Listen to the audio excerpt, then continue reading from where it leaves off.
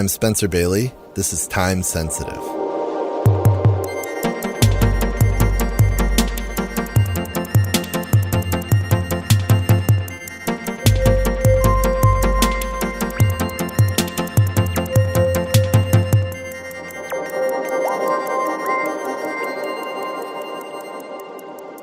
Hey everyone, joining me on this week's episode is the British fashion designer Paul Smith.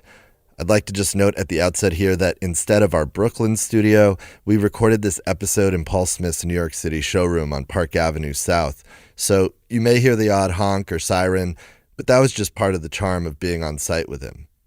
For the uninitiated, Paul is not just a legendary fashion designer whose label, started in 1970, has become a global juggernaut. He's also a photographer, an avid cyclist, a music lover, an aficionado of art, architecture, and design, and a collector of rare and quirky objects and other ephemera. Paul brings both a rigor and childlike playfulness to all that he does. He is someone who runs a serious business with expert tailoring and a mastery of color at its core, but refreshingly, he doesn't take himself too seriously. In fact, Paul's one of the most beloved people in the fashion industry. GQ magazine has called him, quote, the nicest man in fashion. At several points in the conversation, you'll hear Paul and me reference our mutual friend, the writer and former Design Museum London director Diane Sujic, who has curated a show and wrote a book about Paul's work, describing him as a paradoxical designer and playfully anarchic. On the episode, we discuss Paul's deep and decades-long engagement with the country of Japan, where he operates more than 150 stores, his long-view approach to building a business that transcends time, and the metamorphic impact of music and humor on his life and work. Before we get into the episode, I'd first like to thank our Season 9 presenting sponsor, L'École, School of Jewelry Arts, which is supported by the Maison Van Cleef and Arpels. With the mission of sharing the art and culture of jewelry with the general public, L'École's offerings range from classes on art history and introductory jewelry making, to public lectures and talks, from books and exhibitions to a brand new podcast, Voice of Jewels. Since establishing its first campus in Paris in 2012 and a second in Hong Kong in 2019, L'École recently opened campuses in Shanghai and Dubai. Housed in the twin villas on Middle Huaihai Road and spread over nearly 22,000 square feet, the Shanghai School is the largest school of jewelry arts in the world. It offers free exhibitions as well as classes and in-person lectures by art historians, gemologists, jewelers, and craftspeople. The Shanghai campus's inaugural exhibition featured a collection of men's rings, while the Dubai campus opened with an exhibition unearthing the history and lore of the emerald. You can learn more about L'École and its current and upcoming offerings at www.lecolevancleefarpels.com. That's www.lecolevancleefarpels.com. And now, here's my conversation with Paul.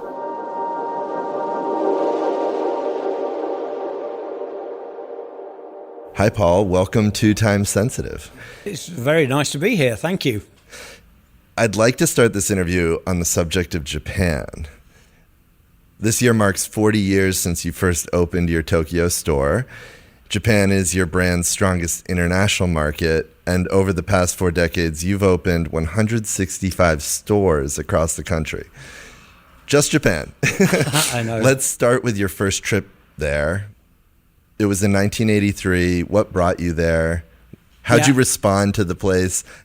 How do you think you became such a phenomenon so quickly? Well, how I got there was I was standing in my store in Covent Garden, often in the store myself, and my office was above, and this gentleman came in, a Japanese gentleman, and he said, "Can I talk to you?" And I said, "Yeah, of course." And he had more about me than I had about me, which was, press cuttings, photographs, fashion shows. And he turned out to be a scout, Japanese man who was employed as a scout looking for European designers. And I was on a short list there was one Italian, one French, and I was the English, British one. So they ended up choosing me, and then they invited me to go to Japan in 82, was it? You've got it written down probably. 83, yeah. And I went with my wife because we always used to try to go to a brand new place together, rather. So there was two of us went, economy via Alaska with my long legs. Oof. It was 9 hours to Alaska and then another 9 hours. And then we got on the train. We flew to Tokyo because there was no direct flight to Osaka. But the company I was working with was from Osaka. And then we got on the bullet train, which of course was very exciting. And then the thing that blew my mind was that we arrived in Osaka and the train pulled in and the three people I was meeting were standing at the door where I was getting out, which now you get, that it was in coach 3, seat 4. But then it seemed like, how do they know which coach I'm in? And they said, Mr. Paul, we are very sorry. And I said, sorry? Train is 3 minutes late, they said to me. And that sort of was the start of the phenomenon of my relationship with Japan. It went on from there, and I've been well over 100 times now. And I think the success is just based on the love of Japan and my work ethic and trying to calmly understand both people's points of view, really.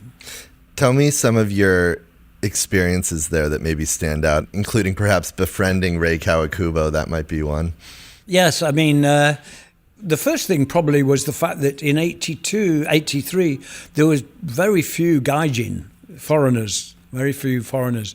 And being quite tall, if he came across a group of school children, it was always like, oh, like looking up at you. Oh, that was absolutely mad and interesting. Of course, now we're so familiar with Japanese food, so the food was amazing and different, and then the jet lag, and then I was so fortunate that I had one Japanese friend who was a designer who was making some bags called Porter's bags. They were quite cult then and continue to be thought of very highly. And we were good mates. Actually, we met here in New York. So I met him, and he then introduced me to a lot of people from the press and stylists, and one of the people was Rei Kawakubo from Comme des Garçons, who is notorious for being quite shy, quite hard to have a conversation with, and almost impossible to actually ever meet. But we met and became quite good friends, and still, if I go there, I still will try and speak to her if she's in town. You're someone who can truly say, I'm big in Japan. Yeah, that's true. Yeah, yes, in more ways than one, yes. I went to, about the fourth trip, I got invited to one of the Paul Smith staff's family house, which was unheard of, really, really unusual and really rare. And it was in Kyoto. We went to this lovely wooden house. The boy from my company knocked on the door, and the door opened, and we couldn't see anybody. I nearly trod on his mum because she was completely flat on the floor because she'd never met a person from a different country before, ever. And I said, Mr. Okada, is your mum okay? He said, oh, yes, she's so humbled to meet somebody from a different country, and she's bowing, or actually lying on the floor, And then I was saying, oh, please get up, please get up. And then she wouldn't eat with us either. She insisted on eating in the kitchen and only just served Mr. Okada and myself some food. So all sorts of very interesting experiences that now probably wouldn't happen in the same way many years later. You mentioned you've made more than 100 trips there. You go, from what I understand, at least twice a year for around 10 days each. Beyond the business, what's kept you so engaged and wanting to keep going back? I think I made a lot of good friends there that are not in the world, my world, not in fashion. There's a very beautiful magazine called Casa Brutus, and it's one of my favourite magazines in the world, and Pen magazine as well. And both of those, the editors and the writers from those magazines are just so interesting and so passionate about the subject that they're working on. It could be ceramics or pottery or something, and that goes from raku ware and Bernard Leach and the history of raku ware in Kyoto. But then they're talking about mountain pottery and the finesse of creating a piece of pottery, and they just dig in deeper than anybody else, really. If they were doing a magazine on penknives, there'll be like 40 pages of penknives or 40 pages of shoes, loafer shoes or whatever it is. It's fascinating.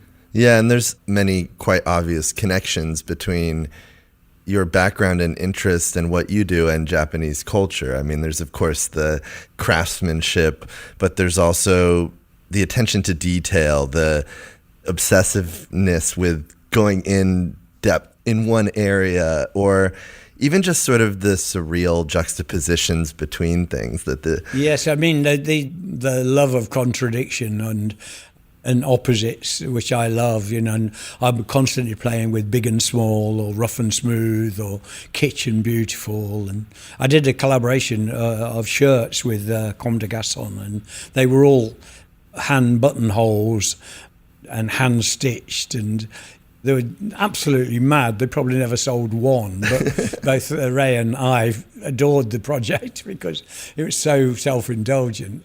And then I fell in love with Japanese joinery and woodwork, for instance, and learnt a lot about why their joints are so intricate, which I never really realised, which I'm sure, like years and years and years ago, all the houses were wood, and they were built out of wood that was quite mature and had a long time just sitting there, the wood. But then eventually, as they built more and more houses, the wood wasn't so mature, and often, because it's very humid, often the joins would just twist and they weren't that stable. So they invented all these amazing woodwork joints, which were like double joints, so that they couldn't twist. And so things like that were just the passion and the detail. It's just lovely. Yeah, and I mean, we could probably go on with Japan for a long time. I do have a couple more questions. One is just overall, how do you think about your Japan time, if we could call it that, all these months that you've spent there over the course of your life? And how do you think it has impacted Paul Smith the man and Paul Smith the brand? I think one of the things I learned in the because I went when my business was quite young, and I left school at 15 and started my business in my early 20s, and so I never really had education in anything. So I learned going to Japan that they used to have these things called meetings. I thought, oh gosh, maybe I should have a meeting. I've never had a meeting, And then when they did have meetings, there'd be the person you were meeting, but also there'd be 6 or 8 or 10 people just listening. And I thought that was intriguing. I just thought that was fantastic, because then they were all in the picture. They understood what the conversation was about if they had to be involved in that topic later. And that was very interesting. And then I worked as a photographer, as a hobby, really.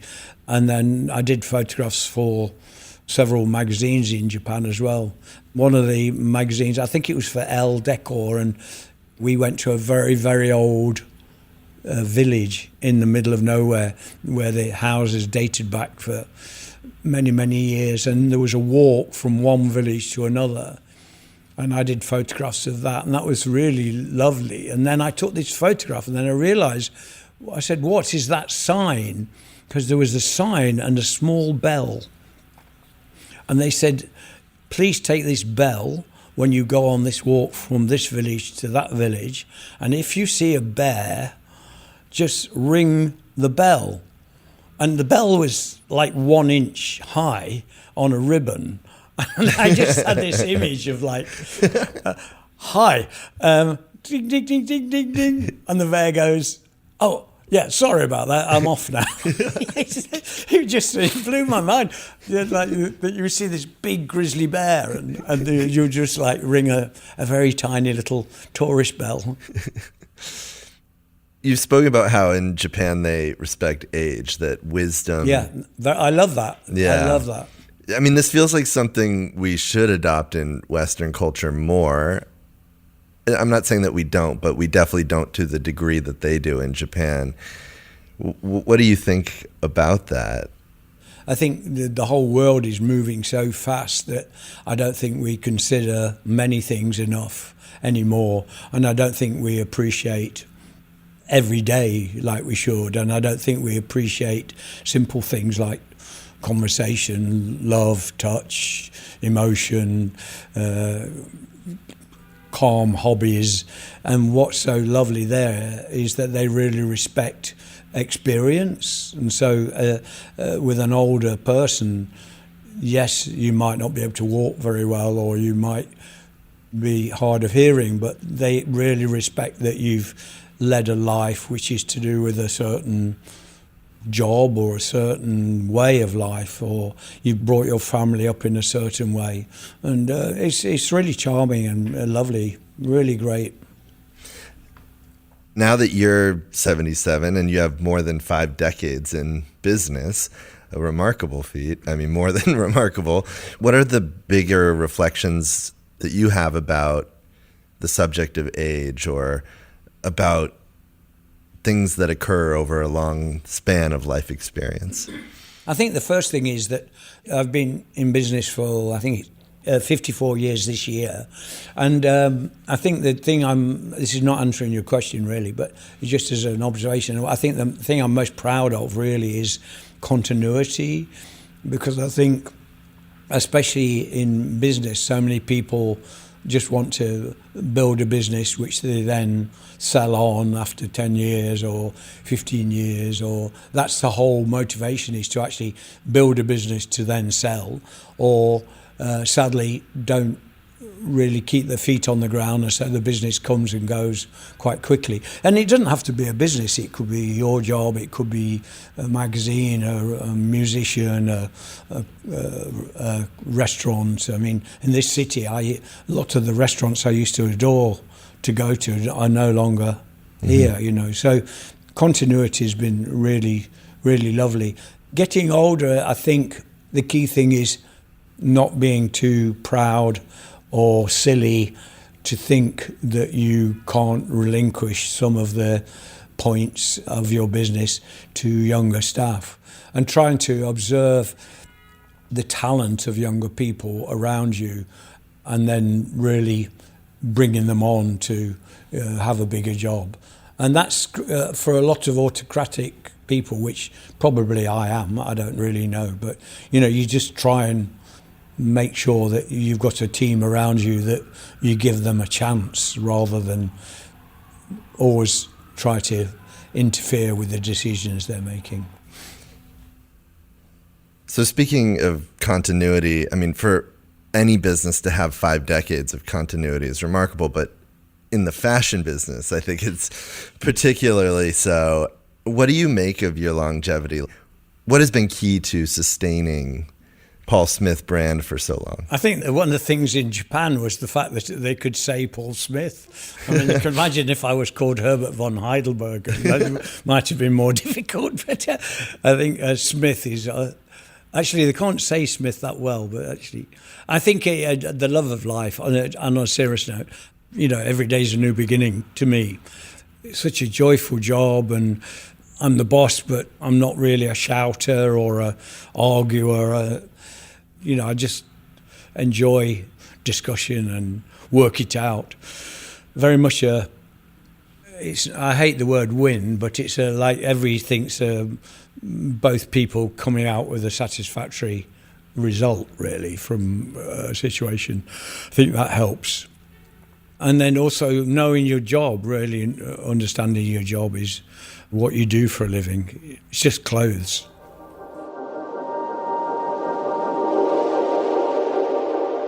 Hey everyone, taking a quick break here to tell you a little bit about our Season 9 presenting sponsor, L'École, School of Jewelry Arts, which is supported by the Maison Van Cleef and Arpels. In addition to its courses, lectures, publications, and other programming, L'École also has a new podcast, Voice of Jewels, which draws on knowledge from its lecturers, researchers, and other experts to uncover the stories and secrets behind history's most fascinating jewels. The first 2 seasons, titled Sentimental Jewels and The Blue Diamond's 1001 Lives, are now available on Apple, Spotify, or wherever you listen to podcasts. Upcoming seasons will explore the themes of gold, comics, talismans, and pearls. You can learn more about L'École and Voice of Jewels at www.l'ecolevancleefarpels.com. That's www.LECOLEVANCLEEFARPELS.com. And now, back to the episode.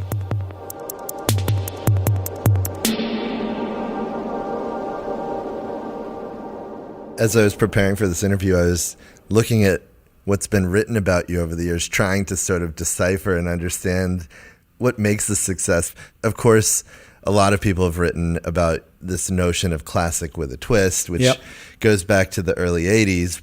But The Guardian has said that he has always succeeded because he has anticipated the shape of things to come.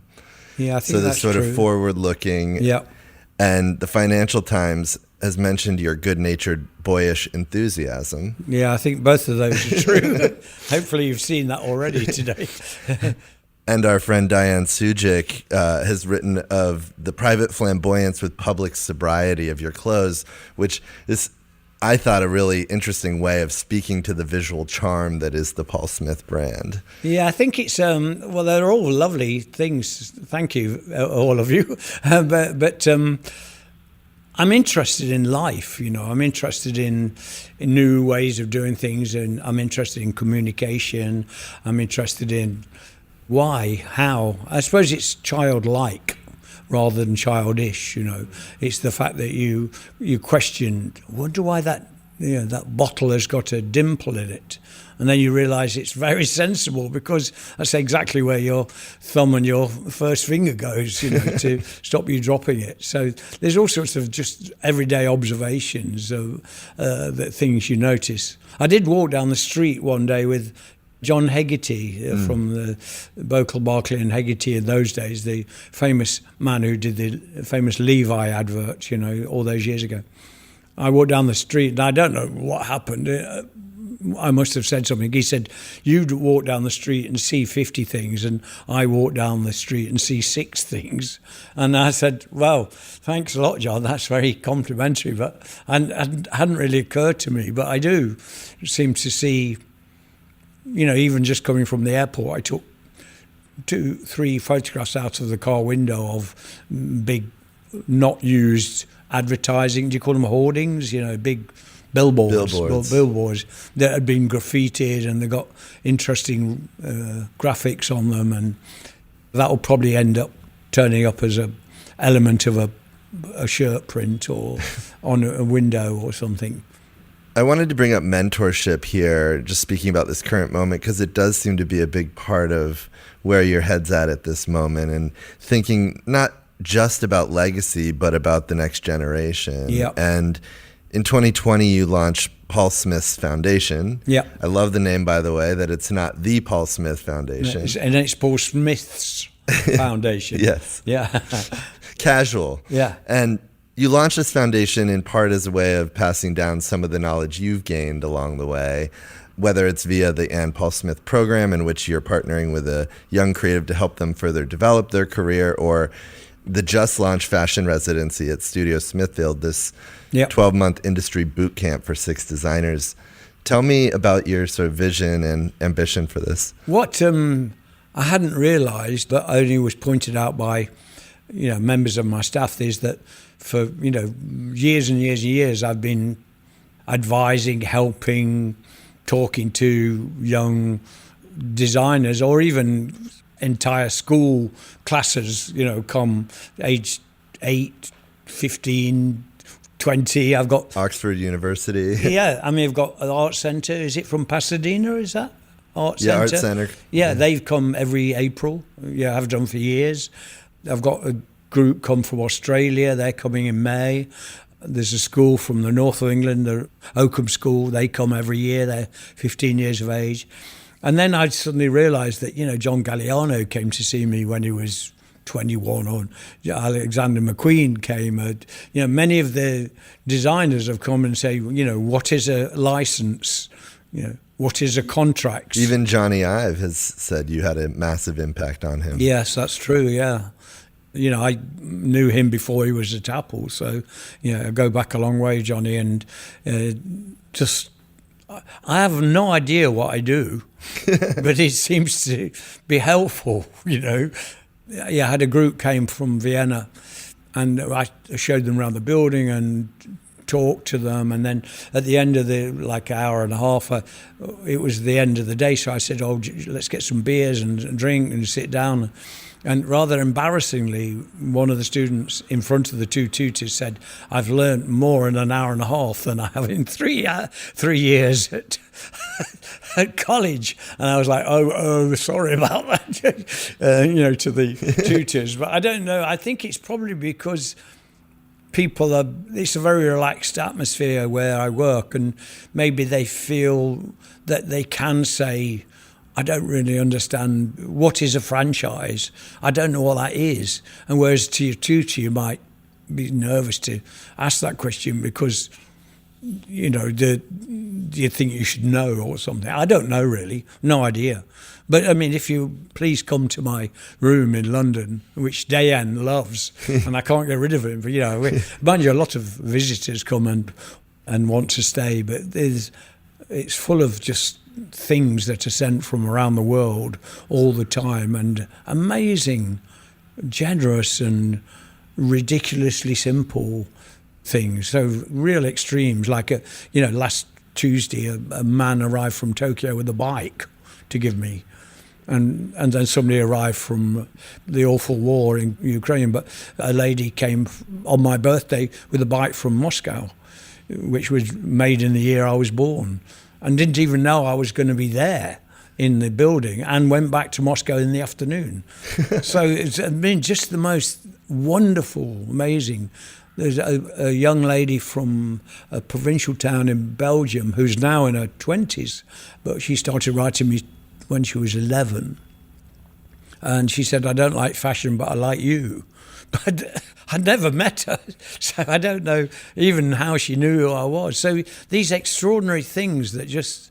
Gestures of connection. Yeah, and just the fact that they think they can send us... I mean, she sent me, little things she just made, little bits of ceramics and I just, Johnny Ive, he stands in my office and he said, how did this start? And I say, I have no idea, Johnny. I have no idea. This young lady sent me for Christmas when she was 11. This is a long time ago now. She sent me a nativity. She made the box. She wrote the letter by hand. And I opened the box. Baby Jesus was a peanut. And the Angel Gabriel was a peanut. And the three kings were peanuts.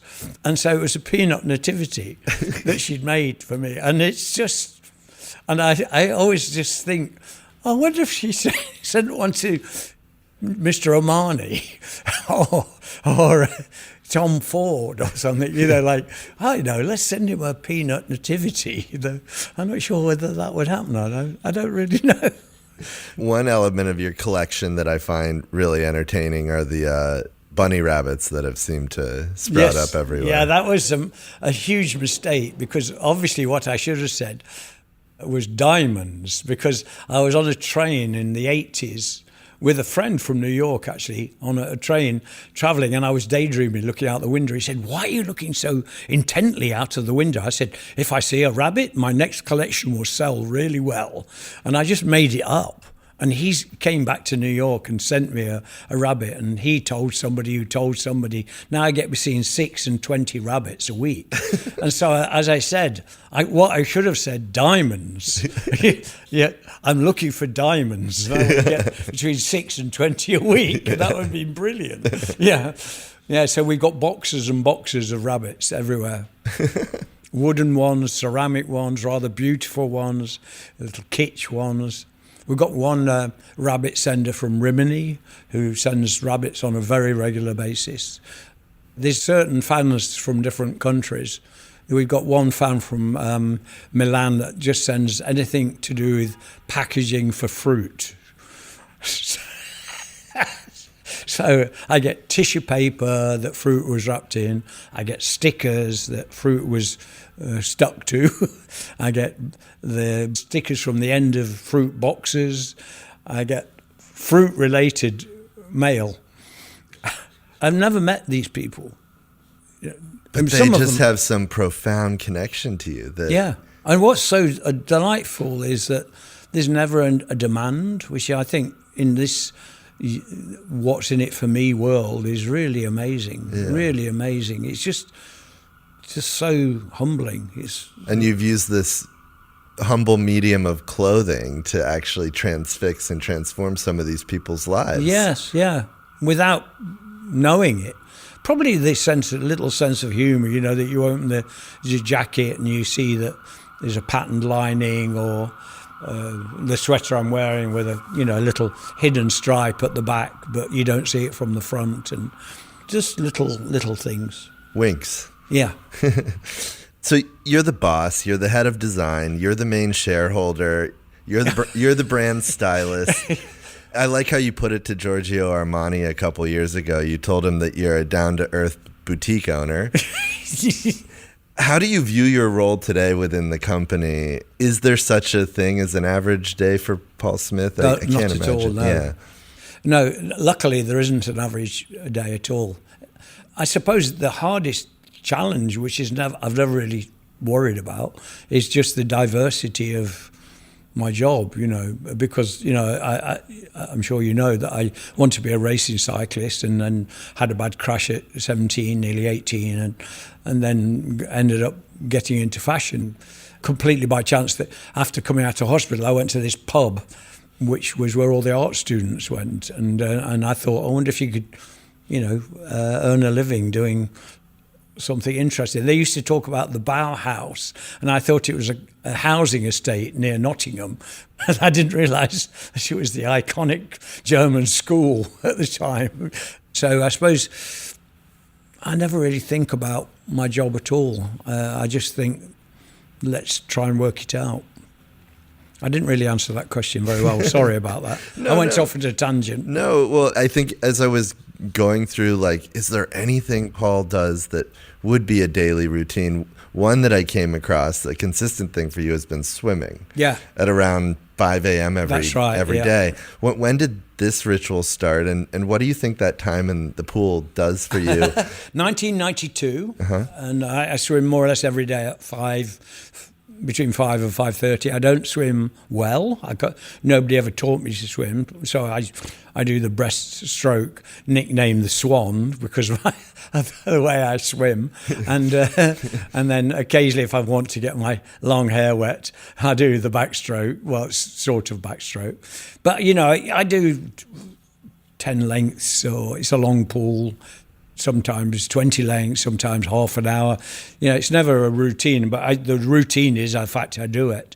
I find it opens up my body because I travel a lot. I was in, Denmark for 4 hours on Friday, and I'm here now. And it's just one of those things where, it sort of opens your body up. And then I get to work, and then the first thing I do around 6 o'clock, I put some vinyl on. More recently, I've been listening to Thelonious Monk again and Herbie Hancock, and then I mostly write postcards to people that have sent me things for the first half an hour, and then normally my first member of staff comes at 7 or 7:30. Some of the early birds who like to work in the building before anybody arrives. I've got a new album that I'm really excited about. It's a man called Dilson D'Souza, and he plays the leaf. So he's a leaf blower player. So he plays the eucalyptus leaf. Wow. He's rather disappointed that he can only get 5 tunes out of one leaf. So I've been listening to that recently. Leaf blowing, fascinating. Yeah. Let's go back to your upbringing in Nottingham. You were the youngest of 3 children by 8 years. Your father, Harold Smith, was a credit draper, and I think perhaps more importantly in your life story, a passionate amateur photographer and co-founder of a camera club. And when you were 11, he gave you these 2 life-changing gifts. Yes. He gave you a camera and a pale blue Paramount bicycle. Let's start with the camera. Like, looking back now, how do you think about how taking pictures has transformed your life? Even listening to you talk about the pictures you took on the way from the airport today. Yeah. There's your dad's impact. Kodak Retinette camera with a Zeiss lens. He built a darkroom in the attic of our house. And my father, are you familiar with Heath Robinson? No. Heath Robinson was this completely mad inventor. And I'm sure my father was Heath Robinson number 2. So, the ladder to get into the attic was held by a piece of rope and a weight made out of a paint tin and filled with lead. And, there's all sorts of mad things. And so what was amazing about the camera was the fact that you have, if we talk in inches, you have like a quarter of an inch of a viewfinder, or 1 or 2 centimeters, this tiny little hole where your viewfinder, where you look through to get your shot, what you're going to look at. And of course it was film, so it was pocket money. It was a roll of 12. You didn't see the photograph until you finished the roll and you developed it. So every shot was precious. And now, of course, we take 20 pictures at a time, with our camera, which is a phone, and then delete them.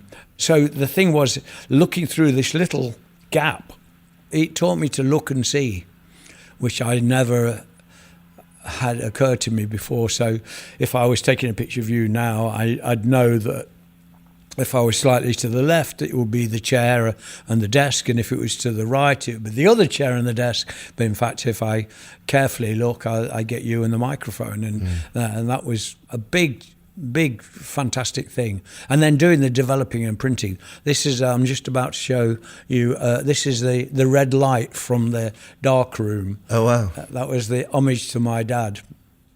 On the back of a watch Paul has handed me.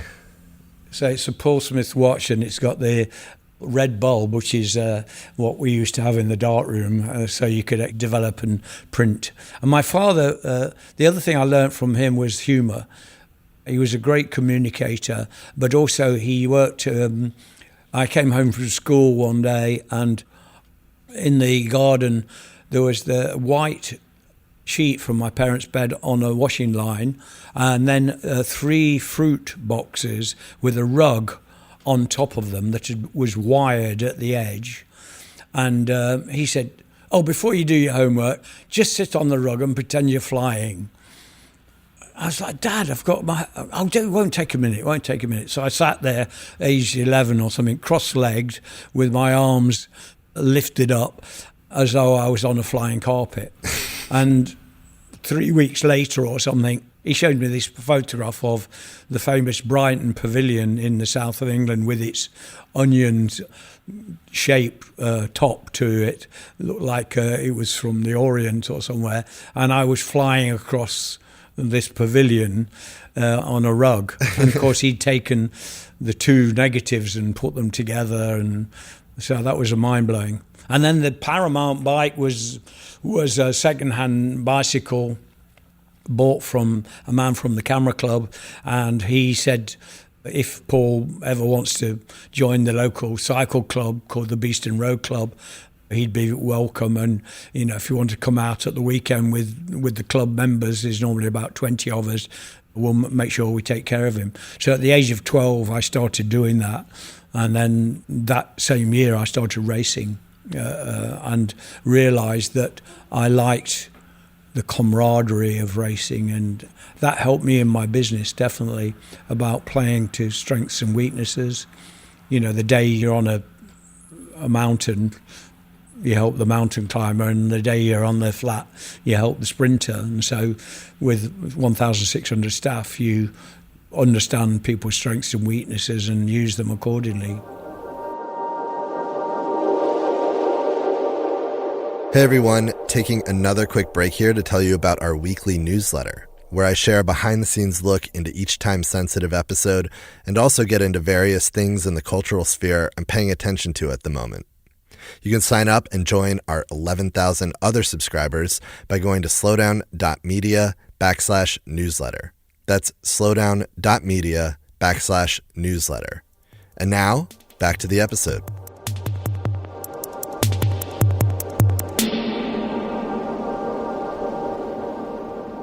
I imagine cycling gear must have been an interesting thing for you too, obviously, this notion of maybe one of your earliest deep engagements with hardware design. Yes. I mean, I used to keep the bike in the bedroom, like, and worship it every night and make sure it was always clean. But I loved all the detail of the way the frame was welded, and they call them lugs, you know, the way they're joined together, whether they were hand painted or not.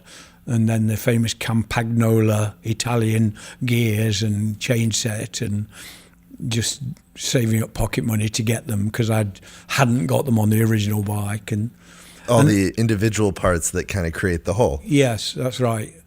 And building the bike of your choice, you know, which was very interesting. Years later, I think 2 or 3 years ago, I designed a one-off mini car.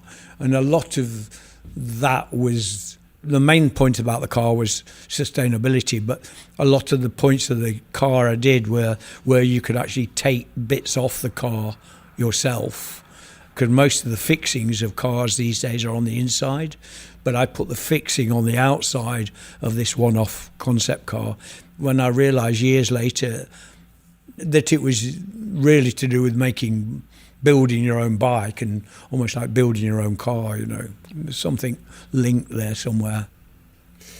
And you mentioned it earlier, but I feel like the way you talked about it seemed almost casual, this terrible bike accident you found yourself in at 17.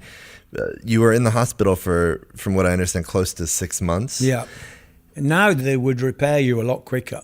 You know, I know most of the professional cyclists now, and, you know, one of them, Mark Cavendish, he's broken his collarbone 3 times. I broke it once.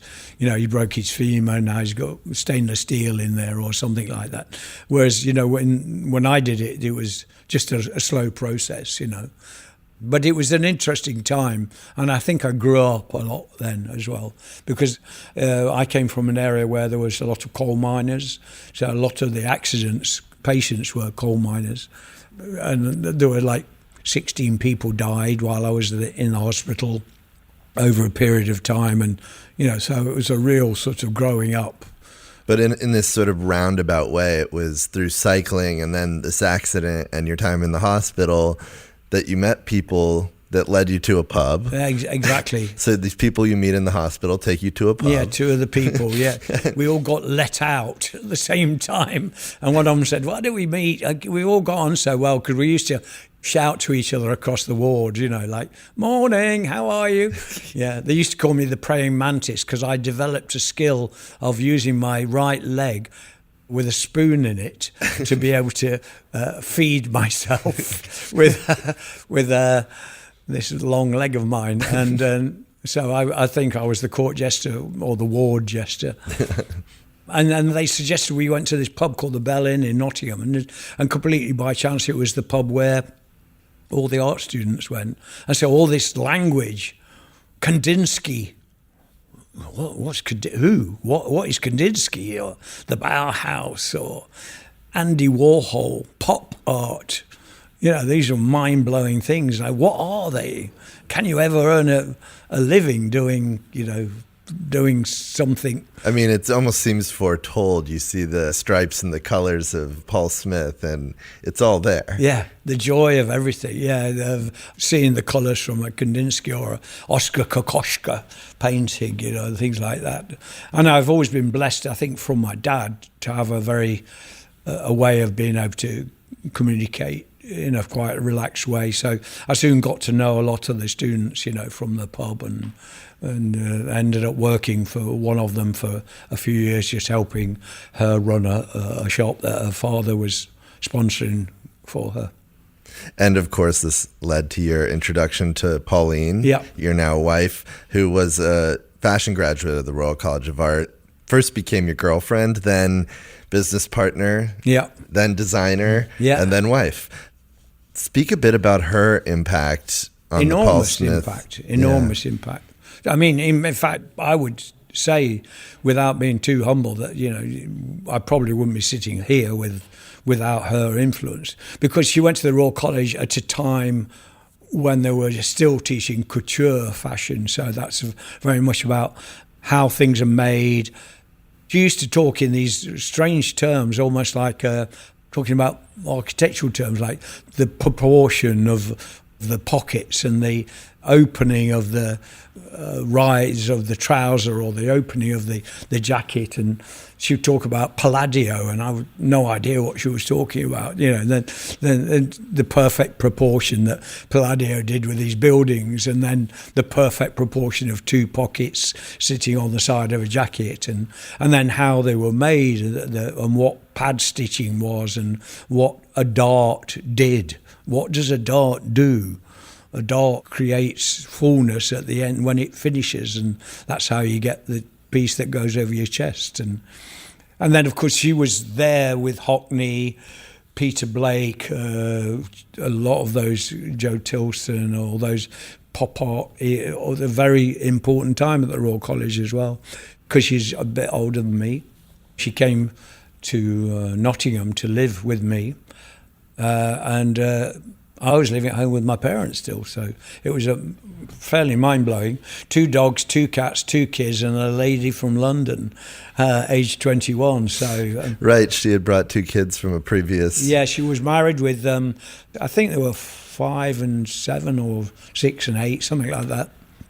And you're 21 at the time? Yeah, so I got instant family, 2 Afghan hounds, and I looked exactly like an Afghan hound, and 2 long-haired cats, 2 long-haired kids, and suddenly renting an apartment and having to suddenly worry about how am I going to afford to keep it. I mean, luckily she was earning quite good money, and so we lived together for many, many years. And then she said, "I've got to go and live back in London." She's a Londoner.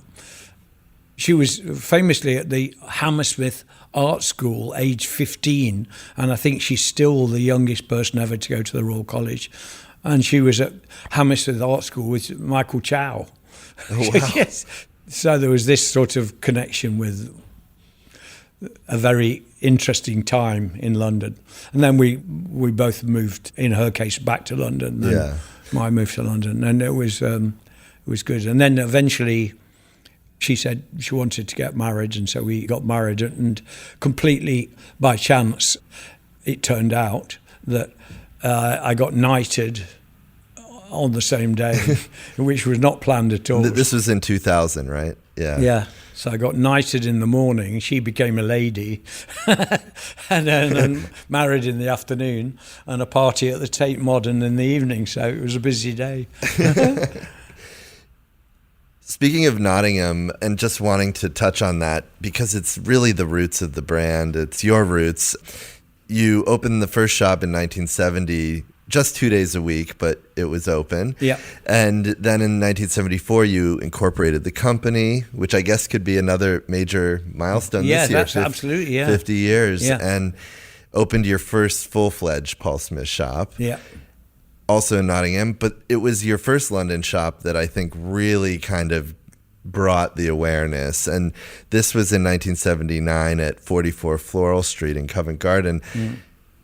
I wanted to bring up this Floral Street space because it's quite remarkable. It's a compound, really. Yeah, no, Dayend wrote very nicely about it for Design Week, I think it was called. He said there is no other shop like it. And it was a concrete shell with the first minimal shop in England, as far as I know, you know. And then it was quite a few years later when the Japanese came to Europe in the 80s, 82, 83. But it was very minimal. It was done with it was a friend of mine from the Slade School of Art, who was the sculptor, actually. And he and I loved Mies van der Rohe, the Bauhaus, Corbusier, and the dream was, you know, shutterboard, concrete, staircase. And because I'd bought the building in 76, all on borrowed money, and then couldn't afford to do anything to it. And I'd never been inside. I bought it by looking at it from the outside, from a retired baker who I never met, who was very kind because he sort of indirectly lent me the money, you know, to buy it. And then when I eventually went inside, I realised that it didn't have a staircase, but it had 4 floors, and it had a goods lift for bananas. So not even a lift that you could stand in. It was just for boxes of fruit. And so the process was long, but it was fantastic in the end. And I think that was really the key to knowing people like Dan Sujic, Norman Foster, Richard Rogers, Vico Magistretti. It built a community around all came to this shop, John Hegarty and a lot of the Saatchis, Jack Nicholson, Harrison Ford, all those people just came to. It was tiny, the shop, tiny shop, 300 square feet, I mean, on the ground floor. But it was just so modern and so different. And also it tied in with me going to Japan for the first time, so I'd bring back these amazing things like matte black watches and matte black cigarette lighters and a watch that was a robot and used to talk, and then on top of that I managed to get to know Dieter Rams, and I was the first person to stop the Braun calculator. So there was the Braun calculator, a matte black watch, a pen that looked like I got the pens from the Pompidou Centre, which has the famous ventilation. The pen was like the ventilation shaft that curved at the top. My little shop attracted all these people which adored design. And, you know, now you have shops in more than 70 countries around the world, from New York to Los Angeles to Paris and Hong Kong. You've said our approach to business was built very gently and very slowly. Yeah. And so I was curious, because obviously from that first Floral Street shop to now, it's quite a journey. What would you say has been your philosophy, if there is one, on scale and growth? You know, day by day, month by month, year by year. The main thing is that Pauline and I started the business when I was 21 because we thought it might be a nice way to earn a living. And that was it. And so it's never been really about money and expansion. And of course, we've been offered, you know, and now I'm 77, maybe I will think about, you know, moving, letting somebody buy into it or something, because you can't be around forever. But we've never been attracted by any of that at all. But as you get to a certain age, you think, well, maybe it's the time to take care of the younger staff and do something like that. But it's never been a business that's been motivated by money. It's been motivated by having a great day and really enjoying it. And just over the years, just met so many interesting people, wonderful mix of people, from the king down to, you know, a few kings and lots of film stars. Yeah, and also just all the collaborations. It's, you know, seeing your brand extended beyond clothes onto Maharam textiles, mini cars, Burton snowboards, the outfits you've done for Manchester United Football Club. Yeah, we're working with the Stones at the moment, for instance. I designed a new album cover for the Stones recently. The main cover was designed, but then they asked me to do just 2,000 of one special one. Paul Smith edition. Yeah, which sold out in like 2 hours or something. I like to do things that scare me a bit. Suddenly doing something that takes a lot longer, that the setup charge is a lot more expensive, that the way of approaching it is more complicated. You've even done a hotel room suite at Brown's Hotel. Yeah. Yeah, with a banana handle. Yeah, on the door. Yeah, the door handle's made out of a bronze banana, which we actually took a banana to the casting place.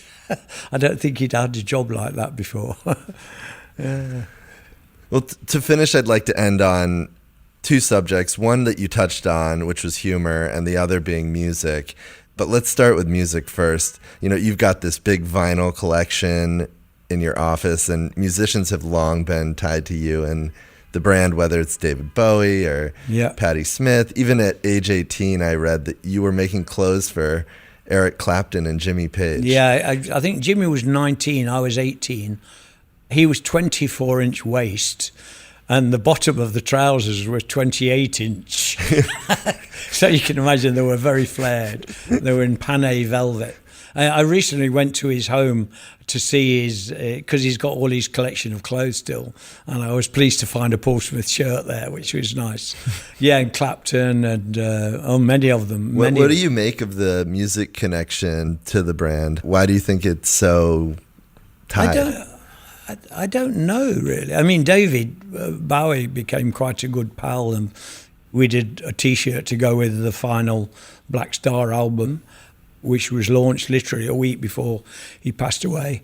And he used to come to my, studio and, "What have you got that book, Smithy? What have you got that? Why have you got so many books? What's in that book?" He was always like fascinated.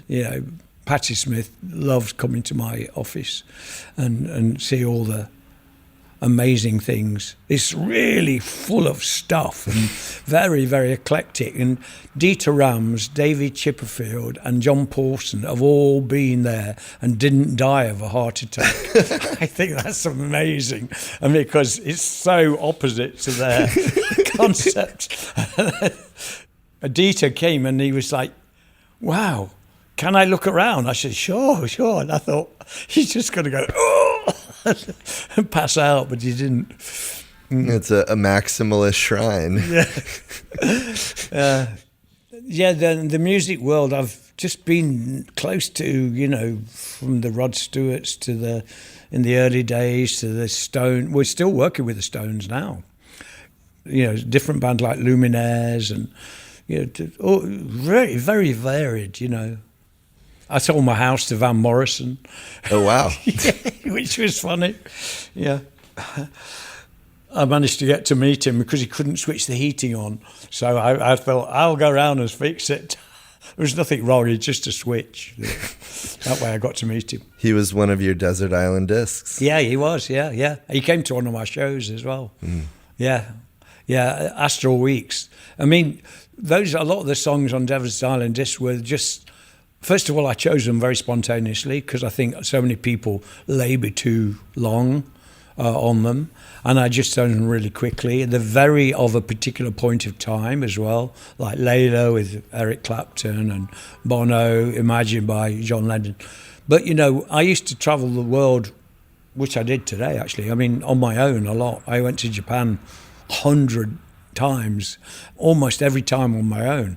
So in those early days with the Walkman, those songs would get you through the trip, when you woke up at all the wrong times and you put Astral Weeks on and you were just, felt all right. It felt good, yeah. It felt very nice. And then humor, of course, is probably been a big tool for getting you through it. I had a complaint, though, recently from one of my girls at work. She said, "The only problem about working for you is I get stomach ache with laughter." So I figured that was probably a good complaint. I think I got the humour from my dad, actually. He was very spontaneous and quick with humour and a very nice person. Yeah, I mean, you've said that you've been able to survive in business for so long, partly because of this humor. And I just think it's worth mentioning for those who don't know these stories that you almost famously or infamously would bring like a rubber chicken into a meeting or you have a briefcase with a model train set in it. And these were things like, business is tough. Meetings can get tense. Yeah. You got to loosen the mood. Yeah, I mean, they were in Japan at 4:00 in the afternoon, which was, can you imagine, 8 hours difference? So it's the middle of the night to you. Paul-san, only one more meeting. And I'd just lean down into my bag and go, ah! And bring out a rubber chicken, and then squeaking, and they'd all go, like this. And I said, only joking. Okay, come on, let's get on with the meeting, And then my wife got this amazing, it's a really pretty dreadful suitcase made out of metal. Got it made in Germany, and it's got a real model train set. So I used to they say, only one more meeting. I said, oh, no, I'm going to play with my train set. And I bring the suitcase, open the lid, and there we go. That was so astounded. And then the next time, they'd say, where is train set? Like they'd missed it because I hadn't brought it. So I was always in trouble. I mean, clearly humor is literally in your DNA because of your father, but I think also through sort of gimmicks or... Humor is very much about timing and understanding the correct moments. So in Japan, on those two occasions I mentioned, it was definitely okay because I'd put my work in, I'd worked hard, and it was a good time to do it. So my father taught me always, like, just when to get it right for the humor. Yeah. And it makes me think about your brand and so many of your clothes, which is sort of this rigorous tailoring, the sort of seriousness, but then a letting go. Yes. And how you put it together, So, I mean, during COVID, a lot of people stopped wearing suits because they were just at home. Now, people are still buying our suits, not in the same quantity yet, but they probably will. But, you put them with a chambray shirt, you put them with some sneakers, or you wear the jacket on its own with some blue jeans. So it's the way you put it together. Don't take yourself too seriously.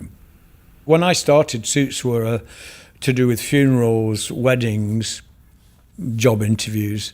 And then in the 80s, I managed to put some colour in there. Mr. Bowie, started buying suits, and that, not for stage, but for his personal use. And they just had a little bit of colour in them, and they were just a bit different, slightly bigger shoulders, softer construction, and just more relaxed, really.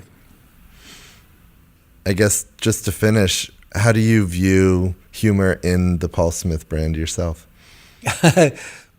Well, I think the thing is that the humor is very much about spontaneity, I think, and secrets as well with the clothes. The fact that that there is a different coloured cuff hiding under your shirt, but in terms of business, you look fine. You're very acceptable, but there's this little secret, I always remember selling to Jean-Luc Godard, the film director, and getting into France in the 70s, when they had a very cliche look. It was the leather jacket, the roll neck, or the classic suit, and just selling something to him that just had something hidden. I can't even remember what it was now. I think it was a blazer, just a navy blue blazer, but when you opened it up, it had a brightly coloured pocket or something, I always call it a nudge rather than a shove. I like that. Paul, thank you so much for You're welcome. joining me lovely. today. So nice to talk to you. And unfortunately, I could bore you for hours and hours and hours with jokes and anecdotes and stories, but time is up. Good way to end. Thanks.